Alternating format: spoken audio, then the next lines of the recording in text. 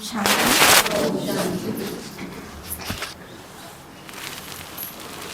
देखो, जैसे कि आप सब दीदी को जानते ही हो, दीदी हर कला में प्रतिभा संपन्न है।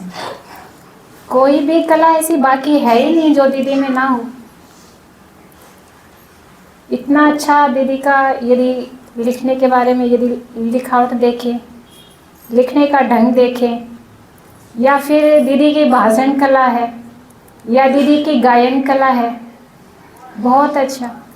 और दीदी का क्या रहा, बचपन में सिलेबस की बुक तो दीदी पढ़ते थे, उसमें तो हर बार टॉप ही रहे हैं दीदी। और उसके साथ साथ दीदी बाकी सारी बुक भी पढ़ते थे।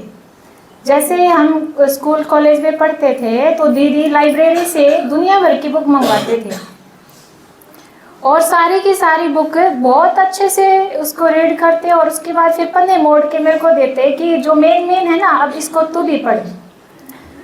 तो दीदी ने बाकी सब बुकें, और उसमें भी बहुत सारी लाइब्रेरी की, रोहतक लाइब्रेरी में बहुत मतलब नंबर 1 है ये रोहतक की लाइब्रेरी, और उसमें मोस्टली दीदी ने सारी बुक पढ़ दी दीदी के सिलेबस की।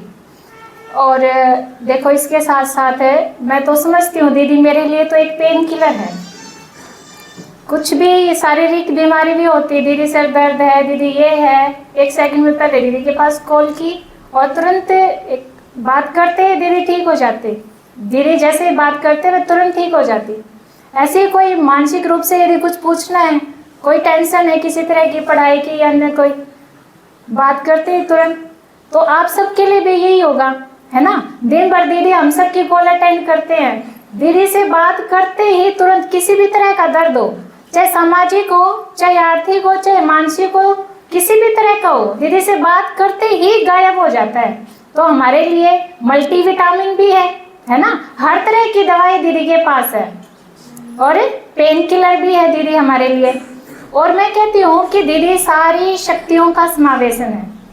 अब दुर्गा का रूप देखो, दुर्गा की शक्तियाँ हैं, उसमें दीदी में समाने की शक्ति, सामना करने की शक्ति, परखने की शक्ति, हर एक को परख लेते हैं तुरंत, है ना।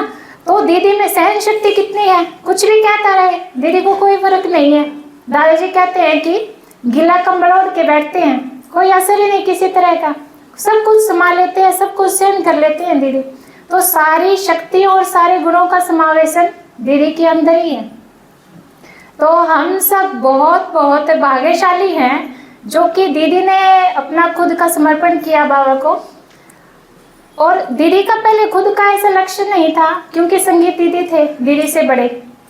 उसके बाद धीरे धीरे जैसे ही बाबा ने दीदी को पहचाना, और दीदी ने 1 सेकंड में, जैसे मम्मा का था कि बाबा ने मम्मा से पूछा कि सूट बूट वालों से शादी करनी है या पीताम्बरधारी से, मम्मा का 1 सेकंड का ही था निर्णय कि मुझे पीताम्बरधारी से शादी करनी है। तो ऐसे ही दीदी का पहले कोई लक्ष्य नहीं था, पर जैसे ही बाबा ने, जैसे ही उनको एक, मैं तो ये समझती हूँ कि दीदी एक ब्रांडेड माल की तरह है कि बाबा ने उनको परखा नहीं। जैसे हमारे जैसों के लिए तो बहुत सारी समस्याएं आई है जीवन में, बहुत सारी चीज़ों का सामना करना पड़ा, विघ्नों का सामना करना पड़ा है। जैसे कोई माल लेते हैं ना, उसको परख के लेते हैं, तो बाबा ने हमें तो परखा है, पर दीदी के लिए तो कोई परखने की जरूरत ही नहीं पड़ी बाबा को। जैसे एक ब्रांडेड होता है ना, कहते हैं कि आप इस कंपनी का दे दो, है ना। तो ऐसे ही जो बाबा के लिए जो दीदी थे वो एक ब्रांडेड था, उनको परखने की जरूरत ही नहीं पड़ी। दीदी के सामने कोई किसी तरह का विघ्न आया ही नहीं। तो बाबा के लिए भी देखो 1 सेकंड का, और दीदी के लिए भी 1 सेकंड का ही था, तुरंत निर्णय किया, और अब अपने जैसे, हमारे जैसे कन्याओं को आगे बढ़ा रही है ना। और बाकी मेरे साथ जो दीदी कर रहा है वो एक माँ के रूप में रहा। पहली बार मैं मधुबन गए तो हम 11 कन्याएं थे, तो सब ये था कि हम दीदी के पास सोएं, क्योंकि दीदी 1 और कुमारी हम 11, और सबको ये था हम सारे दीदी के पास सोएं। तो दीदी ने ये कहा कि जो सबसे छोटे हैं ना, तो वो मेरे पास सोएंगे। तो उन सारी कन्याओं में मैं सबसे छोटी थी, तो मैं दीदी के पास सोई। तो दीदी की तब से लेकर अब तक मैं तो छोटी ही हूँ और लाडली ही बन कर रही हूँ हमेशा के लिए। जैसे मीनू दीदी कह रहे थे ना कि छोटे आने के बाद प्यार बढ़ जाता है, भले ही छोटे आ जाए, पर मेरे को यही लगता है कि मैं उन सारे में जैसे छोटी थी ऐसे ही अभी छोटी ही हूँ। तो हमेशा ही एक दीदी का, माँ और बेटी का ज़्यादा रोल रहा है, पर उसके साथ साथ एक शिक्षक का भी। एक बार जैसे कि एमए के हमने फॉर्म भर दिए और उसके बाद फॉर्म भर के भूल गए कि पेपर भी कभी होने हैं, बुक भी नहीं खरीदी थी और एक वीक ही रह गया, तब पता चला रोल नंबर आ गया और एग्ज़ाम देने हैं। तो मैंने दीदी को कहा कि एग्ज़ाम भी आ गई और मैंने तो बुक भी नहीं खरीदी।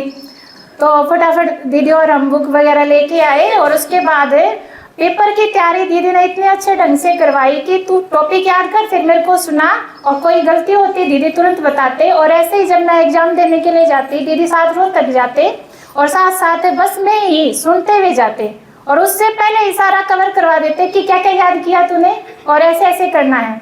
तो एक टीचर के रूप में, रूहानी और जिस्मानी दोनों टीचर के रूप में, रूहानी टीचर के रूप में तो हमेशा है ही, पर जिस्मानी टीचर के रूप में भी दीदी ने मुझे गाइड किया है, और एक सखी के रूप में भी और धर्मराज रूप में भी हैं।